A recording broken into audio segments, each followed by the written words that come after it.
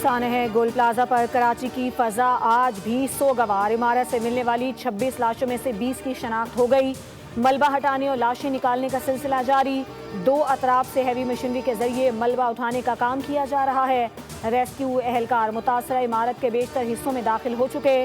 धुएं और तपिश के बायस इमदादी कार्रवाइयों में दुश्वारी का सामना। प्लाजा की छत पर बनी पार्किंग से 32 गाड़ियां उतार ली गईं। गाड़ियों में कारें, मोटरसाइकिलें और रक्शे शामिल हैं। उतारी जाने वाली गाड़ियां महफूज हालत में उनके मालिकान के हवाले कर दी गईं।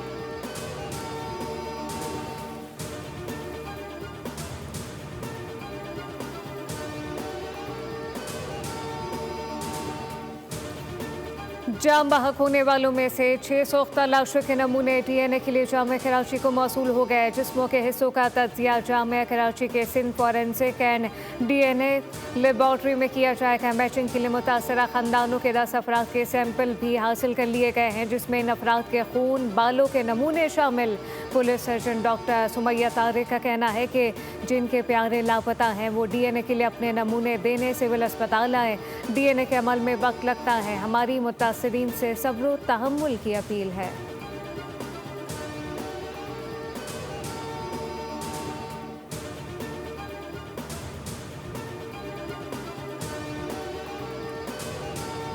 डेड बॉडीज़ और जो हमें लिस्ट शेयर हुई है 81 की है इंफॉर्मेशन डेस्क में। 39 हमने लोकेशन कंफर्म करवाई हैं, वो लोकेशन गुल प्लाजा एंड सराउंडिंग एरियाज़ की हैं और कुछ डबल नाम भी आ गए हैं, तो 74 के करीब। जो फ्रंट साइड है वहाँ से भी हमने एक हिस्सा कंप्लीट चेक कर लिया है। अब हम दोबारा कोशिश कर रहे हैं कि हम दोबारा सेकंड गेट क्रॉस करके सेकंड साइड पे निकलें। गुल प्लाजा की इमारत का 40% हिस्सा गिर चुका है। SBCA माहिरीन ने मुआयने के बाद बताया है कि दीगर हिस्से भी इंतहाई कमज़ोर हैं, इसलिए ताजरों से गुजारिश है कि इंतज़ामिया से ताउन करें और रेड जोन से दूर रहें। डिप्टी कमिश्नर साउथ जावेद नबी खोसो की मीडिया से गुफ्तगू। कहा, लापता अफराद की फहरिस्त में बाज़ नाम 2 बार शामिल कर लिए गए थे। 75 अफराद के लापता होने की तस्दीक की गई है और 39 अफराद की लोकेशन गुल प्लाजा आई है। रेस्क्यू ऑपरेशन को मुकम्मल होने में वक्त लगेगा। इमारत के गिरने वाले हिस्से का मलबा उठाने का काम शुरू कर दिया गया है।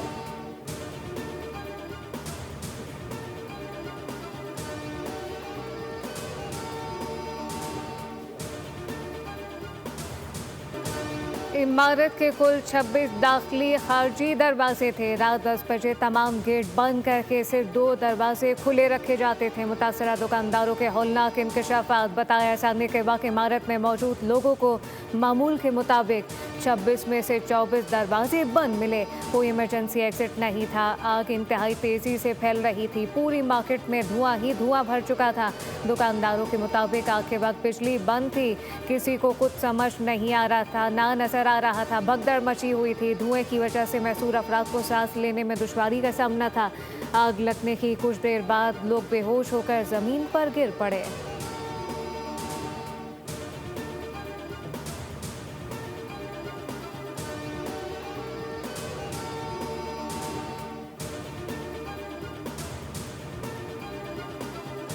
है ये कौमी सानिया है।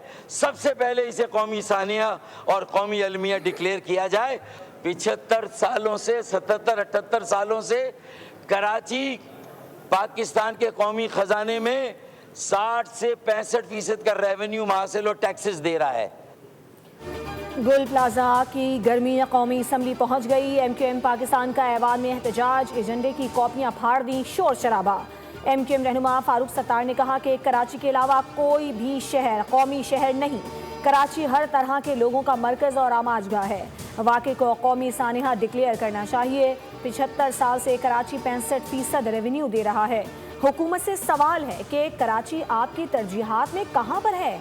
K4 मंसूबे में 14 साल तक सिंध के वडेरों की वजह से ताख़ीर हुई। अमीनुल हक ने कहा कि जो गुल प्लाजा में हुआ उसका जवाब कौन देगा। जिम्मेदारी KMC और सूबाई हुकूमत की बनती थी। रात गुजर गई, लोग जलते रहे, कोई नहीं आया। बल्दियाती निज़ाम में तरमीम पर अब किसी को एतराज़ नहीं होना चाहिए। सानह गुल प्लाजा पर जुडिशल कमीशन बनाया जाए।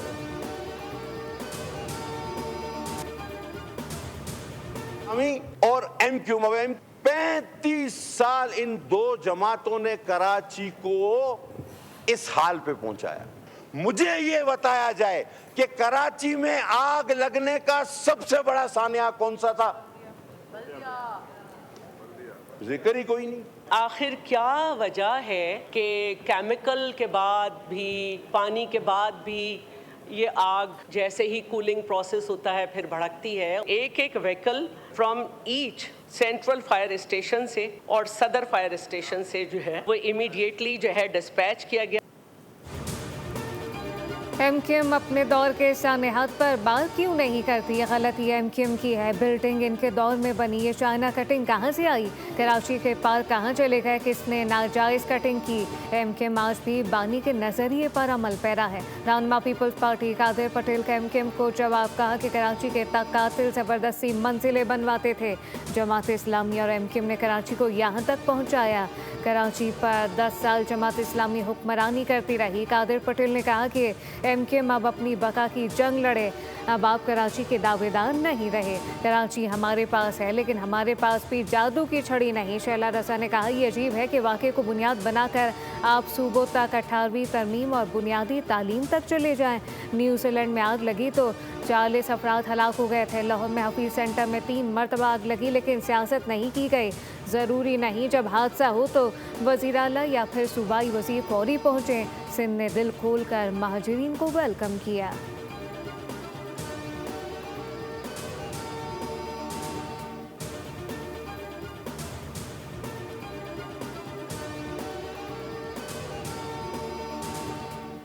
कराची सिर्फ सूबाई नहीं है, कौमी और बैनुल-अक़वामी शहर है। इसके असरात पूरी पाकिस्तानी मईशत पर पड़ते हैं। वज़ीर आज़म की जानिब से कराची के सानहे पर अमली तवज्जो का फुक़दान अफसोसनाक है। सरबरा एमक्यूएम खालिद मकबूल सिद्दीकी की पार्लियामेंट हाउस के बाहर मीडिया से गुफ्तगू, कहा वज़ीर आला सिंध को फ़ोन करना वफाकी जिम्मेदारियों से बरी नहीं करता। ये वाक़या हादसा नहीं बल्कि 17 साला मुसलसल नज़रअंदाजी का नतीजा है। एम्बुलेंस और पुलिस बरवक्त ना पहुँचना निज़ामी नाकामी की वाज़ेह मिसाल है। एमक्यूएम वफाक की इत्तेहादी है, खैरात नहीं शराकत मांग रही है। मुआहदे और वादे याद दिलाना सियासी मजबूरी नहीं, कौमी जिम्मेदारी है।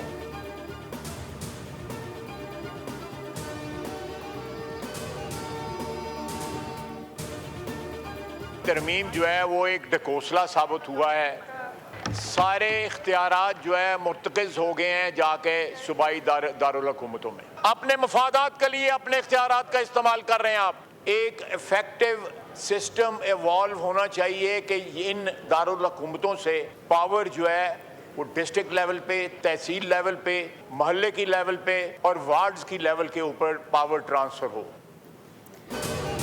वज़ीर दिफा ख़ाजा आसिफ ने 18वीं तरमीम को ढकोसला करार दिया। कहा मोहल्ले में नुमाइंदगी नहीं होगी तो क्या वजारत दिफा की फायर ब्रिगेड आकर काबू पाएगी। कराची में आतिशत की हादसा की रोकथाम और 25 करोड़ आवाम को बाख्तियार बनाने के लिए लाहौर, कराची, पेशावर, कोयटा में बाख्तियार फ़ाल मुकामी हुकूमतों का निज़ाम लाना नागुज़ीर है।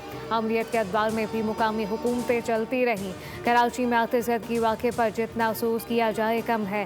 कराची में हर दूसरे दिन टम्पर किसी न किसी की जान ले लेते हैं। किसी को जिम्मेदार नहीं कह रहा, सिस्टम को मौजूद इल्ज़ाम ठहराता हूँ। कराची के वाक़यात इस बात के मुतकाज़ी हैं कि इख्तियारात निचली सतह पर मुंतकिल किए जाएँ।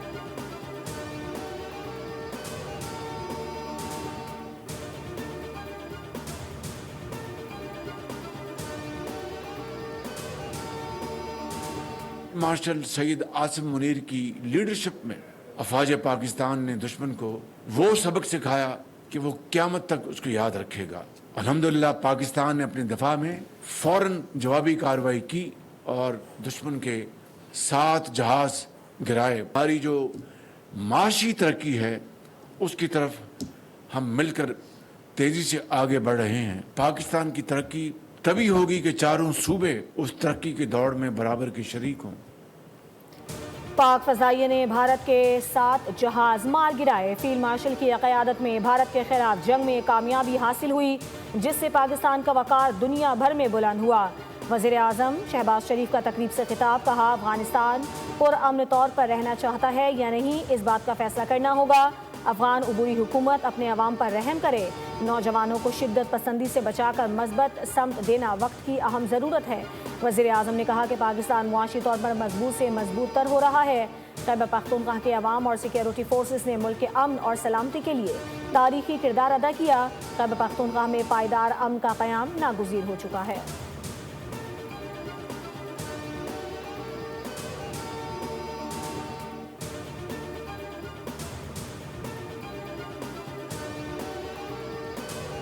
मजबूत, पेशावर और आवाम दोस्त पुलिस दाखिली सलामती कानून की हुक्मरानी के लिए नागुज़ीर है। पुलिस आवाम के तहफ़्फ़ुज़ में पहली दिफाई लाइन है। फील्ड मार्शल सैयद आसिम मुनीर की cadet assistant superintendent of police ASP से मुलाकात में गुफ्तगू IG, एडिशनल IGs और सीनियर पुलिस अफसरान से खिताब करते हुए कहा कि अमन व अमान का क़याम पुलिस की मुक़द्दस जिम्मेदारी है।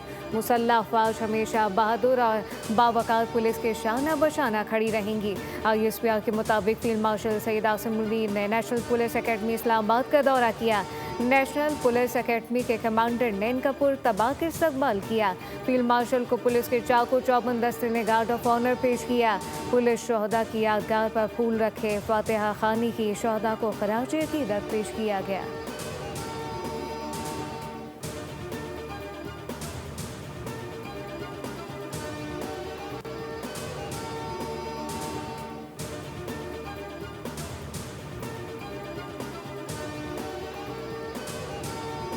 चेयरमैन सेनेट ने अपोजिशन लीडर की तैनाती का ऐलान कर दिया। अल्लामा राजा नासिर अब्बास अपोजिशन लीडर मुकर्रर।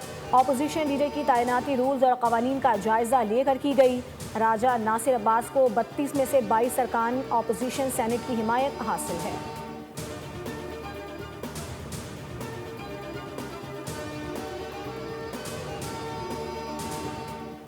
हमारे जवानों का सर उतार कर फुटबॉल खेले, जो ना औरतों को छोड़े ना बच्चों को छोड़े, उनसे हमदर्दी नहीं हो सकती।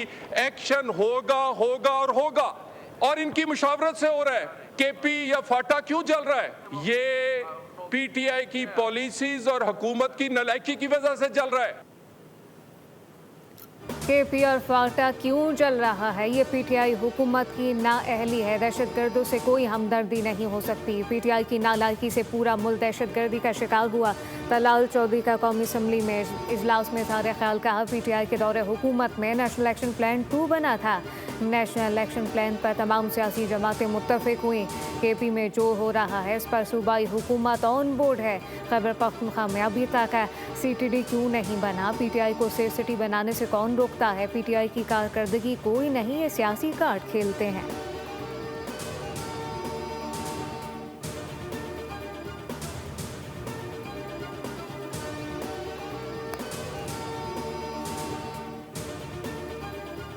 पाकिस्तान का तख्लीकी सलाहियतों को उजागर करने के लिए मुनफरिद इकदाम। पाथफाइंडर ग्रुप के ज़ेर एहतमाम ड्यूस में इंस्पायरिंग पाकिस्तान फोरम का एहतमाम।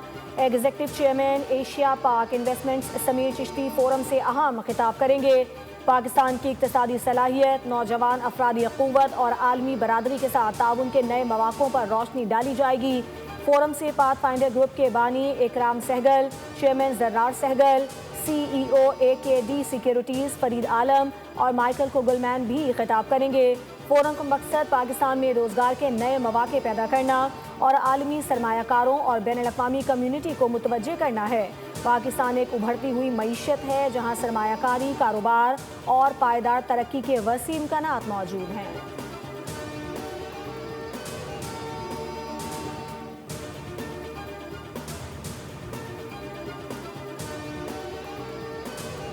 के बराबर होना चाहिए। लोग मोटरसाइकिल चलाते हुए मैनहोल ढक्कन से टकरा जाते हैं।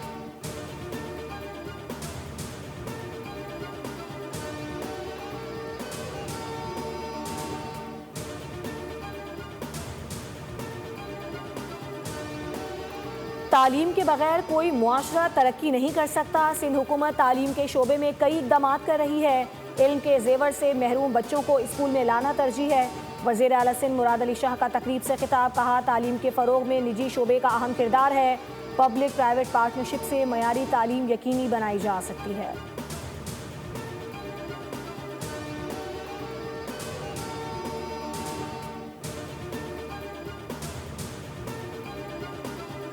सिंध हुकूमत ने तमाम तालीमी बोर्ड्स में नंबर सिस्टम ख़त्म कर दिया। ग्रेडिंग निज़ाम की मंजूरी। वज़ीर जामियात सिंध इस्माइल लाहू के मुताबिक मैट्रिक इंटर के लिए नए ग्रेडिंग निज़ाम की मंजूरी दे दी गई, जिसके तहत 40% से कम नंबर लेने वाले तुलबा फेल तस्वुर होंगे। तालीमी बोर्ड में इंतहामी नताइज के लिए राइज कदीम नंबर सिस्टम ख़त्म करके बैनुल-अक़वामी मयार का नया ग्रेडिंग सिस्टम नाफिज करने की मंजूरी दी गई। यह अहम फैसला इंटर बोर्ड कोऑर्डिनेशन कमेटी के विफाकी सतह पर किए गए पॉलिसी इसी फैसलों की रोशनी में किया गया।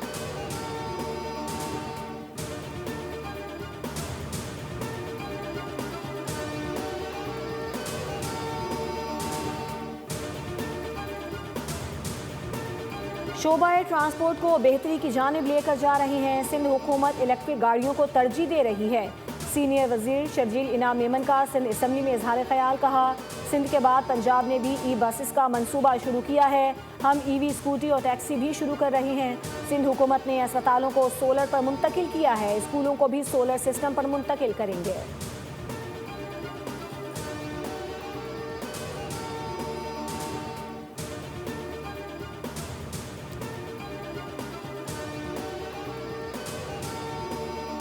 अमरीकी सदर ने नोबेल और नॉर्वे को मुतनाज़ बना दिया। ट्रंप कहते हैं आज जंगे रुकवाने का ये सिला मिला कि इनाम से महरूम रखा गया। इल्ज़ाम लगाए कि मामले पर नॉर्वेजियन हुकूमत असरअंदाज होती है। कहा कि अब के बारे में सोचना छोड़ दिया। ग्रीनलैंड का मामला भी इसी मसले से जोड़ दिया।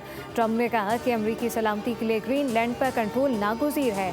डेनमार्क, रूस और चीन से ग्रीनलैंड का दिफा नहीं कर सकता तो इसकी मालिकाना हुकूक कैसे रख सकता है।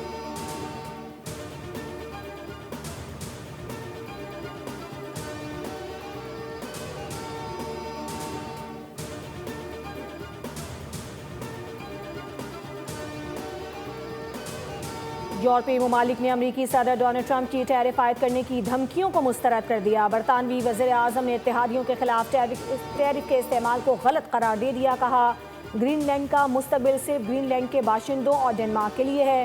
डेनमार्क के वज़ीर आज़म ने कहा कि यूरोप सदर ट्रंप की धमकियों में नहीं आएगा। फ्रांस, जर्मनी और नॉर्वे ने भी सदर ट्रंप की धमकी को ब्लैकमेलिंग करार दे दिया। यूरोपीय रद्द अमल के लिए यूरोपीय यूनियन का हंगामी इजलास जुमेरात को तलब कर लिया गया।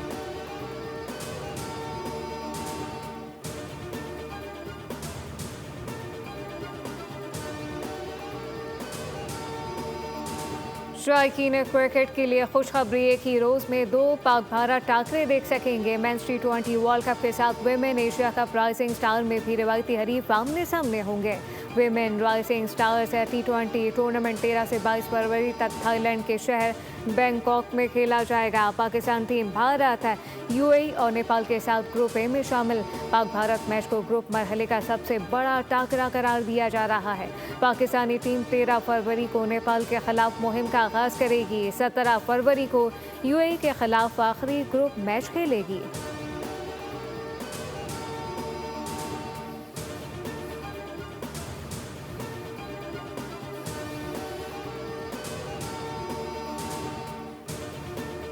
Babar Azam big bash league के बड़े मुकाबले में भी नाकाम हो गए। सिडनी सिक्सर्स की नुमाइंदगी करते हुए पर्थ स्कॉचर्स के खिलाफ क्वालिफायर में खाता खोले बगैर चलते बने। स्पिनर की गेंद को आगे बढ़कर खेलने की कोशिश में बाबर स्टंप आउट हो गए।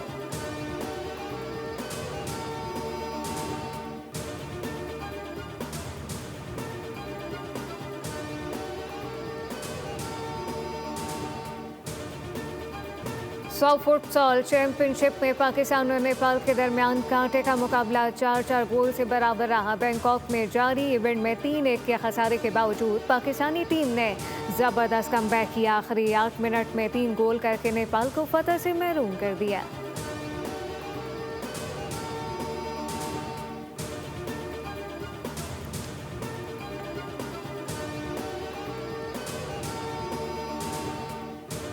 और सर्बियन टेनिस स्टार नोवाक जोकोविच की ऑस्ट्रेलियन ओपन में फतुहात की सेंचुरी नई तारीख रकम कर दी। ऑस्ट्रेलियन ओपन के पहले राउंड में स्पेन के पेड्रो मार्टिस को स्ट्रेट सेट्स में जेर किया। विमेन सिंगल्स में सेकंड सेट पोलैंड की एगा सवातेक ने चीनी हरीफ को हराकर दूसरे राउंड में कदम रख दिए।